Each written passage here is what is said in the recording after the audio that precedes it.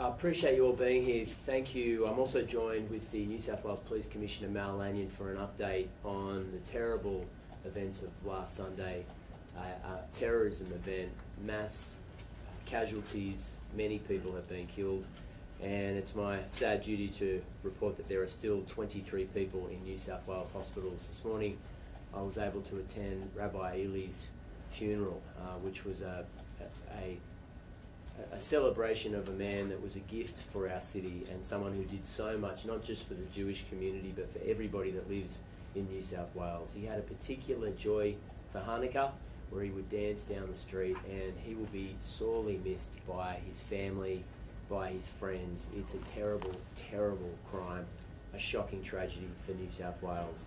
This afternoon I'll be attending, at the invitation of the community, Rabbi Yaakov's funeral in Macquarie Park. Again, I expect that to be very large as the community, the Jewish community, comes together to mourn the loss of these senior clerics, these beautiful men who've been pillars of that community for such a long period of time. I'm also here to report that on the 22nd and 23rd of December, the government will call back the New South Wales Parliament to deal with urgent legislation that we believe is required pre-Christmas to keep the community safe and ensure there's unambiguous laws in place when it comes to public safety. Firstly, in relation to firearms legislation in the state, we are proposing a bill which hasn't been finally drafted, but we will share with the opposition as soon as possible, to cap the number of firearms, to reclassify straight pull-up and pump-action shotguns, to look at reducing magazine capacity for shotguns, for prohibiting belt-fed magazines in those shotguns, and crucially removing NCAT as an appeal mechanism once a designation has been made about withdrawing a licence from the registered authority. Now, at the moment, New South Wales Police routinely yank licences from gun holders and licence holders that they suspect or fear are a threat to the community. Those appeals are heard in NCAT, and they're often, police's objections are often overturned, and the guns remain with that individual. We'll extinguish that appeal pathway.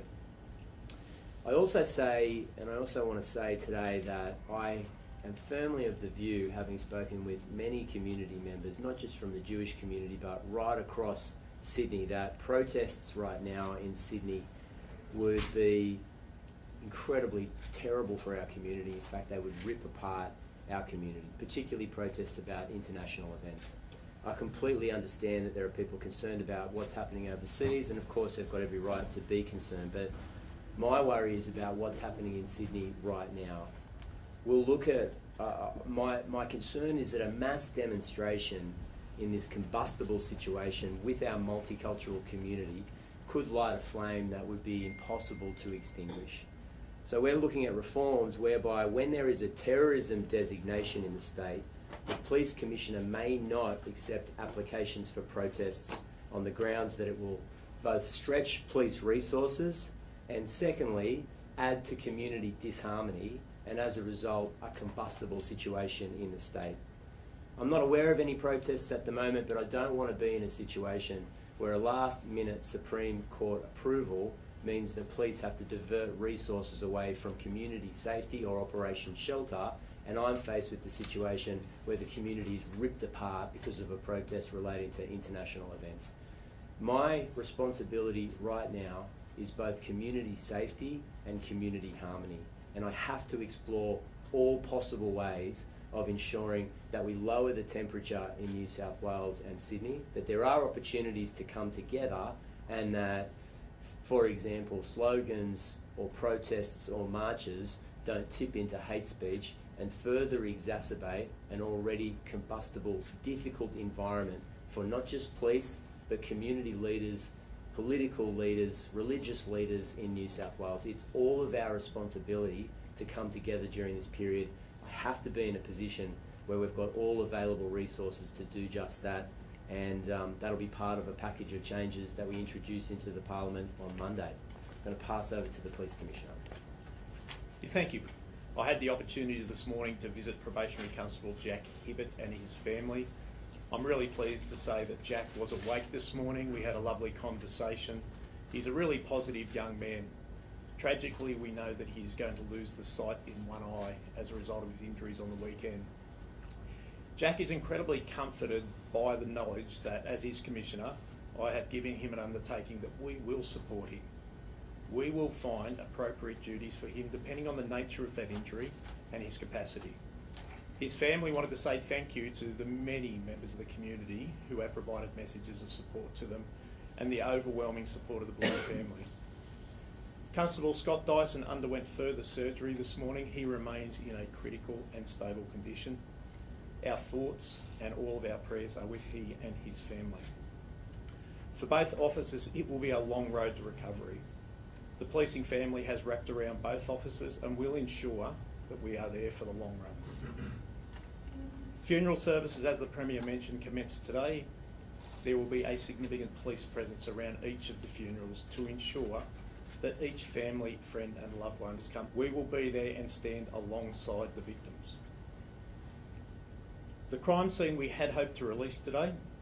Unfortunately, it has taken longer to process that crime scene than we had hoped. Crime scene will be returned from the homicide squad back to the police area command this afternoon, processes that need to be undertaken before that is returned to the public. The first is the ZACAR process. That will occur. Then we'll have Fire and Rescue New South Wales process the crime scene. It's really important that when we return the park and the surrounds to the public, that the amenity that they expect is there. The last thing we want to do is to further traumatise members. Also offer families of those victims and those impacted directly the opportunity to walk through the scene should they wish to, as a mark of respect. Can I also just remind everyone, this is not a time for retribution. This is a time for calm, a time for respect and a time for peace.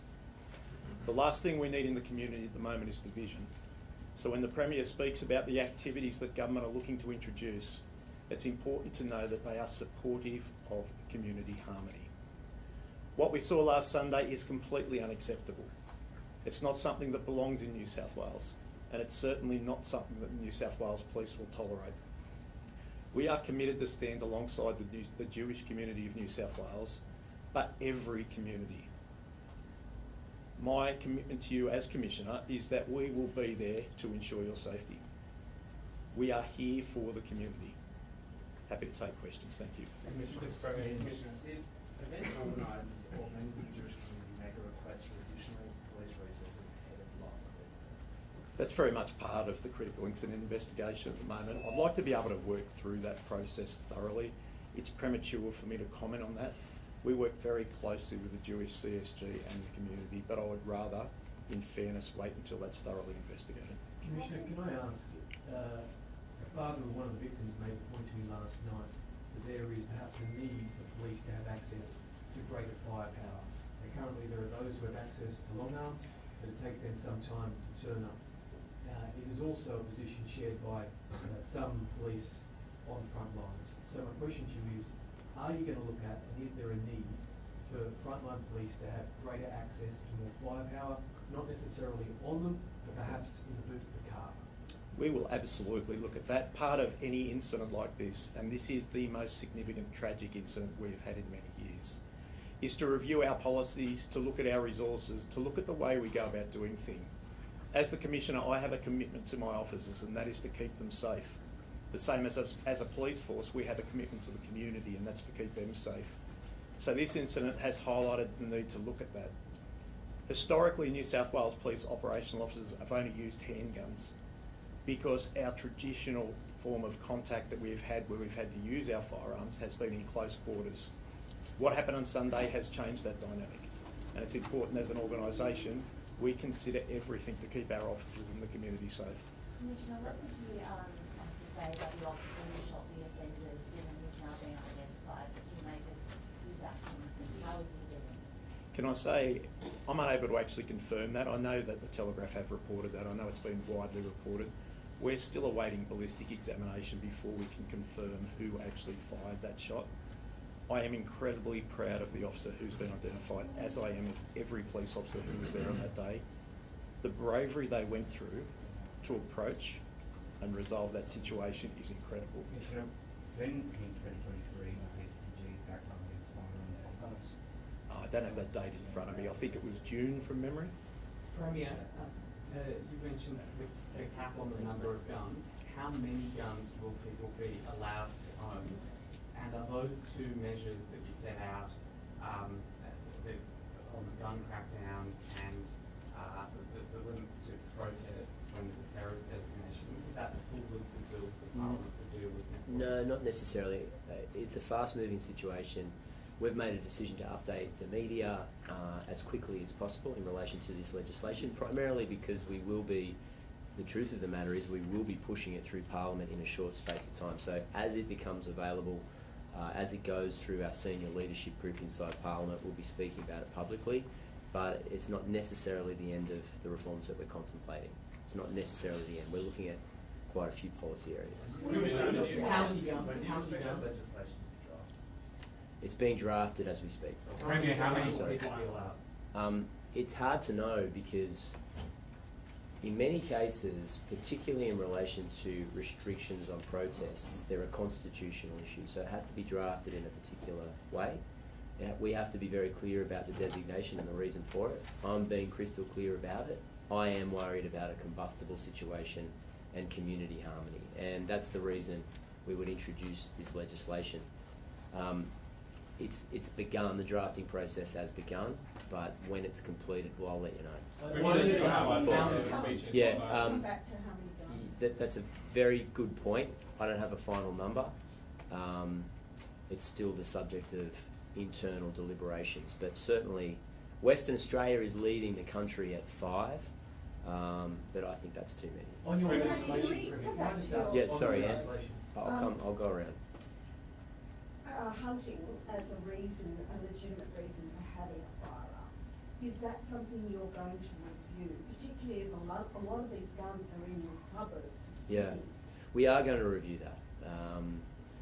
But the best mechanism to handle it, we haven't worked out yet. I mean, these are the measures that we think we can announce today and indicate to you where the legislation will go, but it's not the end of it. We're also in the middle of discussions with stakeholder groups, particularly gun restriction groups, or I'm not saying that correctly, organisations that are interested in gun safety. We're speaking with them about what they would hope to see in the legislation as well. Premier, Premier, what about? can I just ask you about the legislation? Yes. There are two sides to all of this, all of these. Of course. And nobody wants to see disgusting violent protests, the same as nobody, of course, wants to see what happened on the weekend. But it will be hard not to face questions or protests about the fact that in response to what has happened on Sunday, you will seek to reduce people's freedoms. You will seek to reduce access to firearms, and you will seek to reduce their ability to protest. That is a fair point, is it not? Look, I think that is fair, but I have a responsibility to keep the community safe, to ensure that people can walk down the street without being in fear of being killed, to ensure that we have a wonderful community in Australia. We really do. Multicultural Australia is something that I believe in, but the truth of the matter is you need strict rules in place to ensure that our society is successful. And unfortunately, when you've got a terrible situation where people have been killed, mowed down in great number just because of their religious faith, I think it would be a horrible situation to see a mass demonstration. I'm just going to finish. I'm not going to go, guys. I'm going to take all your questions, but I want to get. No, you can't. I'm going to finish my answer. I think there's. I'm just going to keep going with my answer. So the truth of the matter is, right now, we've got a responsibility to keep the community safe. And that's in my view, a mass demonstration on this scale would be so divisive for our community. It would light a fire that I think would be difficult to extinguish, yes. Premier, when you talk about mass demonstration, who are you referring to exactly? Because there's a lot of conflation that's happening within the media that protests lead to violence because some charts are being set, yet the events on Sunday were not related to a protest at all. Can you specify the police force, yourself, what is the legislation going to look at in terms of what or which groups you're going to target? We're not going to target any particular group. This will be a blanket. This will be a blanket rule in place during a terrorism designation. We'll be looking at Form 1 applications. Now, I can't. The police commissioner can't. No one can promise a group of people meeting on a street corner won't go ahead. It's not possible to do that. But what we can promise is that the streets won't be taken over with a mass demonstration that could lead to community disharmony and divisions that are very difficult to pull back together. We've got a monumental task in front of us at the moment. It is huge. We've got a grieving community, but they've been targeted as a result of actions of somebody else in our community. It's a huge responsibility to pull the community together, and I think we need a summer of calm and togetherness, not division. I know that there are concerns about issues around the world, but I'm worried about what's happening in Sydney right now. When you say terrorism designation, what do you mean specifically? Do you mean terrorism investigation No, you'll note that on Sunday night a terrorism designation was recommended to the police commissioner, and the police commissioner applied it.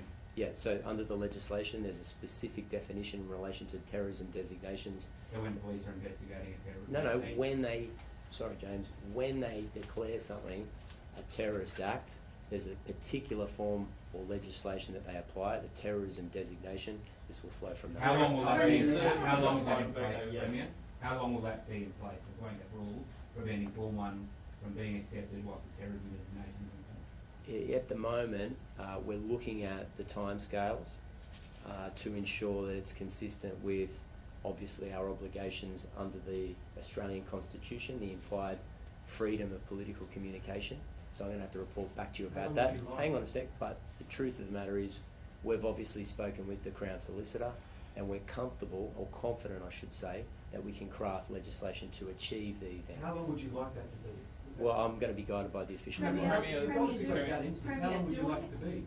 How long would you like it to be? Well, I'm going to be guided by the experts. I don't think that's an unreasonable answer. Premier, do we have a problem in the community with ISIS-inspired Islamist ideology, and will you punish hate preachers? Well, clearly we do. I mean, it would be self-evidently crazy to see the circumstances on Sunday and turn a blind eye to that radicalisation. It's terrible to see. We need to do everything we can to ensure that we don't see it proliferate in our community. But it's a difficult task. One of the reasons why we've moved comprehensive changes to hate speech laws in New South Wales is to go in part and achieve that goal. But I mean, I want to make it clear, I indicated immediately after hearing about the events on Sunday night that we need to do things differently and be open to change, and that we've got a responsibility to pull the community together and not add to the division. Why do you think, sorry, just to follow up, why Yes, do you think the Prime Minister's been so reluctant to say the words What words are they? Islamist, ISIS-inspired terror? Oh, well, I mean, I'm not aware that he's not. I mean, I've been in conversations with him, with the police commissioner. This is a big part of the investigation that's taking place into this horrible crime. So I'm not aware that he's not. I mean, I think it's on everybody's, it's at the top of everybody's concern. And in terms of a remedy for this horrible crime, it's something that we have to confront. Josh Feinberg gave a speech in Bondi a little earlier today. He called out a list of anti-Semitic events. In that speech, he referred to the Opera House protest, boycotts of Jewish businesses, fire bombings. In that speech, he also called for a ban on hate preaching. What's your response to that speech? What do you think the state response should be to this event? And how do you think the federal government should appropriately respond to eliminating extremism and anti-Semitism?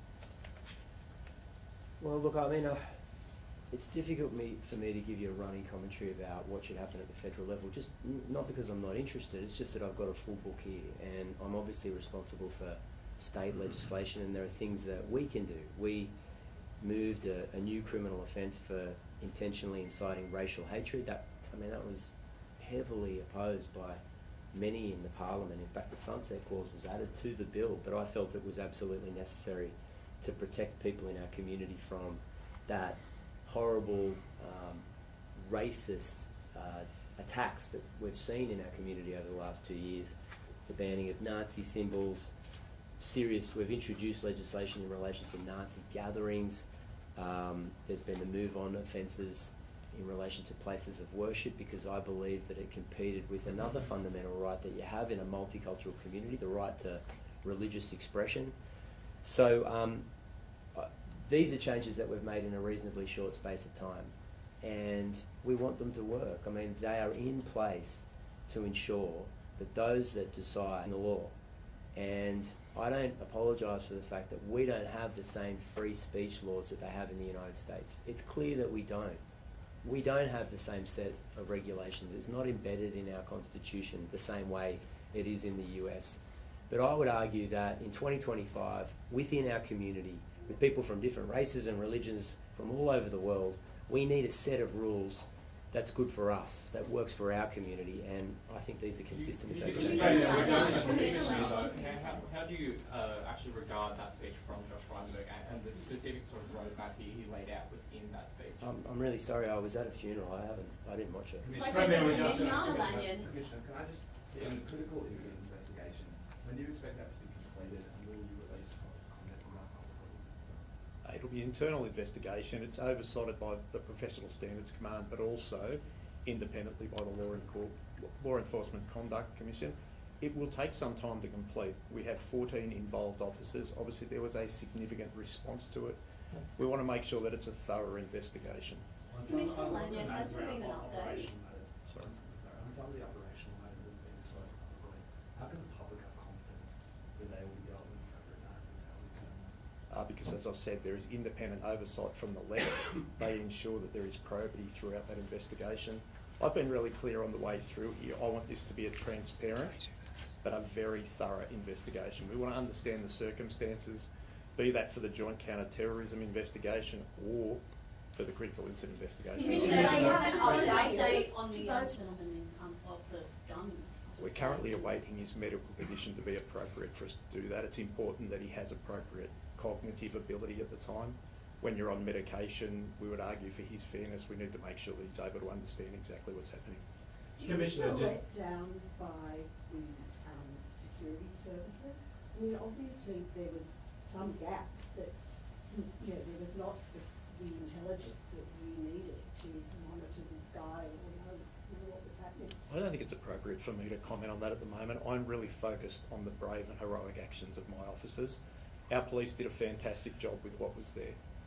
Commissioner, ACO passed on concerns about Naveed Akram to New South Wales Police at any point? I would have to take that away and come back to you. Certainly, I think the Director of ASIO has indicated that they were aware of Naveed Akram in 2019. There would have been some conversations. We don't always get the entirety of an ASIO investigation quite rightly. There will be some matters that will be of national security that will stay there, so I would have to advise. And would ASIO information ever be considered by New South Wales Police when determining a firearms application? So the use of intelligence in adjudicating a firearms licence is something that is additional. It's not actually required by the Firearms Act, but our firearms register ensure the thorough and rigorous process do consider intelligence. Commissioner, how long do you expect the offender to be in hospital, and when he is charged, will he go straight to Supermax? I can't answer the question as to how long. That will depend on his medical condition. We will look to proceed with him in the hospital. From there, he will be transferred to an... How many charges? Commissioner, I don't want to speculate on that until such time as we go through the Commissioner, process. when was the last time you checked on the guns, firearms owned by Naveed Akram? We did a firearms inspection in December 2023. Commissioner, would you like to see a Royal Commission? Commissioner, would you like to see a Royal Commission, perhaps? Premier, how quickly could a Royal Commission begin to ensure there is full transparency here and everyone has the opportunity to answer full and frank questions publicly? Yeah, I mean, that's a very fair question. We're contemplating that at the moment, and we'll have more to say soon. It's not complicated by it, but it is the fact that there will be a criminal prosecution that will take place, or charges are expected to be laid soon. So how I don't want to say compete, but how it runs side by side with that is something that we need to consider, and we need to take advice, because I just say this is huge. Right now, the priority for the police is a successful prosecution for justice for the victims, and nothing can get in the way of that. Premier, Yes, you last talked one. about the combustible environment that we're living in, Yep. in a social cohesion frame. Are you worried that so-called hate preachers and extremists, if there are laws that are rushed, it would drive them underground, it would help them recruit members in Telegram channels and so on, and rather than it be out in the open and public and transparent? Well, look, I mean, I'm going to separate those questions. Firstly, I am worried about the dissemination of hateful, bigoted, racist language in our community. But I would say that if you've got lax laws in place in relation to hate speech, it's my view that it emboldens people to go further. They believe that it's somehow socially acceptable, that it won't be punished, that it won't be met by the law, that civic society won't say, we're not interested in this. And I need to, as much as move this legislation, send a clear message that we are not going to stand for it. It leads to horrible criminal violence, and we need to rule a line in the sand. Thanks, Premier. everybody. National Cabinet plan on guns